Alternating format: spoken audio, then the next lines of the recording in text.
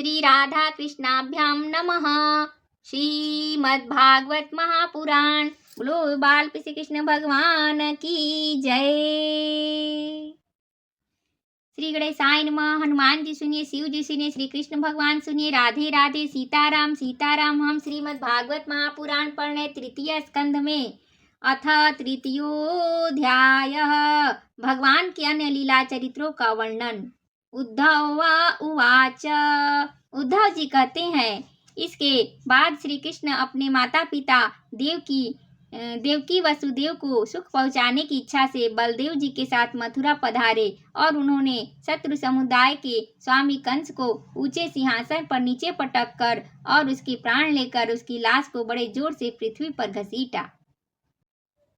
सांदीपनी मुनि के द्वारा एक बार उच्चारण किए हुए सांगोपांग वेद का अध्ययन करके दक्षिणा स्वरूप उनके मरे हुए पुत्र को पंचजन नामक राक्षस के पेट में से यमपुरी से लाकर दे दिया। राक्षस के पेट से यमपुरी से लाकर दे दिया। भीष्मक नंदिनी रुक्मिणी के सौंदर्य से अथवा रुक्मी के बुलाने से जो शिशुपाल और उसके सहायक वहां आए हुए थे, उनके सिर पर पैर रखकर गांधर्व विधि के द्वारा विवाह करने के लिए अपनी नित्य संगिनी रुक्मिणी को वे वैसे ही हरण कर लाए जैसे गरुड़ अमृत कलश को ले आए थे। स्वयंवर में 7 बिना नथे हुए बैलों को नाद कर नागनजीती सत्या से विवाह किया। इस प्रकार मान भंग हो जाने पर मूर्ख राजाओं ने शस्त्र उठाकर राजकुमारी को छीनना चाहा। तब भगवान श्री कृष्ण ने स्वयं बिना घायल हुए अपने शास्त्रों से उन्हें मार डाला। भगवान विषयी पुरुषों की सी लीला करते हुए अपनी प्राण प्रिया सत्यभामा को प्रसन्न करने की इच्छा से उनके लिए स्वर्ग से कल्प वृक्ष उखाड़ लाए। उस समय इंद्र ने क्रोध से अंधे होकर अपने सैनिकों सहित उन पर आक्रमण कर दिया, क्योंकि वह निश्चय ही अपनी स्त्रियों का क्रीड़ा मृग बना हुआ है। अपने विशाल डील डॉल से आकाश को भी ढक देने वाले अपने पुत्र भौमासुर को भगवान के हाथ से मरा हुआ देखकर पृथ्वी ने जब उनसे प्रार्थना की, तब उन्होंने भौमासुर के पुत्र भगदत्त को उसका बचा हुआ राज्य देकर उसके अंतःपुर में प्रवेश किया।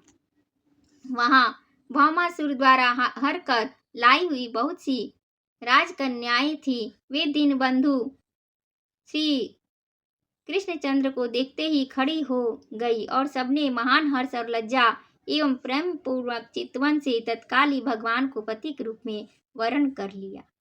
तब भगवान ने अपनी निज शक्ति योग माया से उन ललनाओं के अनुरूप उतने ही रूप धारण उन सब का अलग अलग महलों में एक ही मुहूर्त में विधिवत पाणिग्रहण किया। अपनी लीला का विस्तार करने के लिए उन्होंने उनमें से प्रत्येक के गर्भ से सभी गुणों में अपने ही समान 10-10 पुत्र उत्पन्न किए। जब काल यवन जरासंध और शाल्यादि ने अपनी सेनाओं से मथुरा और द्वारकापुरी को घेरा था, तब भगवान ने निज जनों को अपनी अलौकिक शक्ति देकर उन्हें स्वयं मरवाया था। संबर, द्विविद, बाणासुर, मूर, बलवल और दंतवक्त्र आदि अन्य योद्धाओं में से भी किसी को उन्होंने स्वयं मारा था और किसी को दूसरे से मरवाया। इसके बाद उन्होंने आपके भाई धृतराष्ट्र और पांडु के पुत्रों का पक्ष लेकर आए हुए राजाओं का भी संहार किया, जिनके सेना सहित कुरुक्षेत्र में पहुंचने पर पृथ्वी डगमगाने लगी थी। कर्ण, दुशासन और शकुनी की खोटी सलाह से जिसकी आयु और श्री दोनों नष्ट हो चुकी थी, तथा भीमसेन की गदा से जिसकी जांघ टूट चुकी थी, उस दुर्योधन को अपने साथियों के सहित पृथ्वी पर पड़ा देखकर भी उन्हें प्रसन्नता न हुई। वे सोचने लगे, यदि द्रोण, भीष्म, अर्जुन और भीमसेन के द्वारा इस 18 अक्षौहिणी सेना को विपुल संहार हो भी गया तो इससे पृथ्वी का कितना भार हल्का हुआ। अभी तो मेरे अंश रूप प्रद्युम्न आदि के बल से बढ़े हुए यादवों का दुस्सह दल बना ही हुआ है। जब ये मधुपान से मतवाले हो लाल लाल आंखें करके आपस में लड़ने लगेंगे, तब उनमें उससे ही इनका नाश होगा। इसके सिवा और कोई उपाय नहीं है। असल में मेरे संकल्प करने पर भी ये स्वयं ही अंतर्ध्यान हो जाएंगे। यूँ सोचकर भगवान ने युधिष्ठिर को अपनी पैतृक राजगद्दी पर बैठाया और अपने सभी सगे संबंधियों को सत्पुरुषों का मार्ग दिखाकर आनंदित किया। उत्तरा के उदर में जो अभिमन्यु ने पुरुवंश का बीज स्थापित किया था, वह भी अश्वत्थामा के ब्रह्मास्त्र से नष्ट हो चुका था, किंतु भगवान ने उसे बचा लिया। उन्होंने धर्मराज युधिष्ठिर से 3 अश्वमेध यज्ञ करवाने और वे भी श्री कृष्ण के अनुगामी होकर अपने छोटे भाइयों की सहायता से पृथ्वी की रक्षा करते हुए बड़े आनंद से रहने लगे। विश्वात्मा श्री भगवान ने भी द्वारकापुरी में रहकर लोक और वेद की मर्यादा का पालन करते हुए सब प्रकार के भोग भोगे, किंतु सांख्य योग की स्थापना करने के लिए उनमें कभी आसक्त नहीं हुए।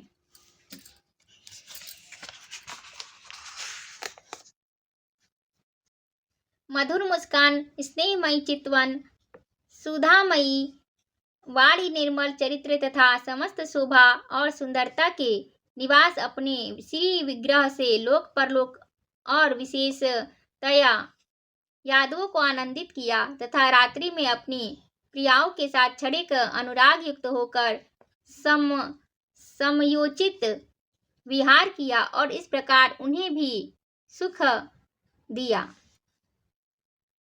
इस तरह बहुत वर्षों तक विहार करते करते उन्हें गृहस्थ आश्रम संबंधी भोग सामग्रियों से वैराग्य हो गया। ये भोग सामग्रियों ईश्वर के अधीन है और जीव भी उन्हीं के अधीन है। जब योगेश्वर भगवान श्री कृष्ण को ही उनसे वैराग्य हो गया, तब भक्ति योग के द्वारा उनका अनुगमन करने वाला भक्त तो उन पर विश्वास ही कैसे करेगा। एक बार द्वारकापुरी में खेलते हुए यदुवंशी और भोजवंशी बालकों ने खेल खेल में कुछ मुनीश्वरों को चिढ़ा दिया। तब यादव कुल का नाश ही भगवान को अभीष्ट है, यह समझकर उन ऋषियों ने बालकों को शाप दे दिया। इससे कुछ ही महीने बाद भावी वश विष्णु भोज और अंधकवंशी यादव बड़े हर्ष से रथों पर चढ़कर प्रभास क्षेत्र को गए। वहां स्नान करके उन्होंने उस तीर्थ के जल से पितर देवता और ऋषियों का तर्पण किया तथा ब्राह्मणों को श्रेष्ठ गौवें दी। उन्होंने सोना, चांदी, सैया, वस्त्र, मृग चर्म, कंबल, पालकी, रथ, हाथी, कन्याएं और ऐसी भूमि जिससे जीविका चल सके तथा नाना प्रकार के सरस अन्न भी भगवत दर्पण करके ब्राह्मणों को दिए। इसके पश्चात गौ और ब्राह्मणों के लिए ही प्राण दान करने वाले उन वीरों ने पृथ्वी पर सिर टेक कर उन्हें प्रणाम किया। इति श्रीमद्भागवते महापुराणे पारमहंस्यां संहितायां तृतीयस्कन्धे विदुरोद्धव संवादे तृतीयोऽध्यायः। श्रीकृष्णार्पणमस्तु। ओम हरये नमः। श्रीकृष्ण गोविंद हरे मुरारी, हे नाथ नारायण वासुदेवम। राधे कृष्णा कृष्णा कृष्णा, राधे कृष्णा कृष्णा कृष्णा, नंद गरानंद वयो। जय कन्हैया लाल की, हाथी घोड़ा पाल की। जय कन्हैया लाल की। बोलो बाल श्री कृष्ण भगवान की जय।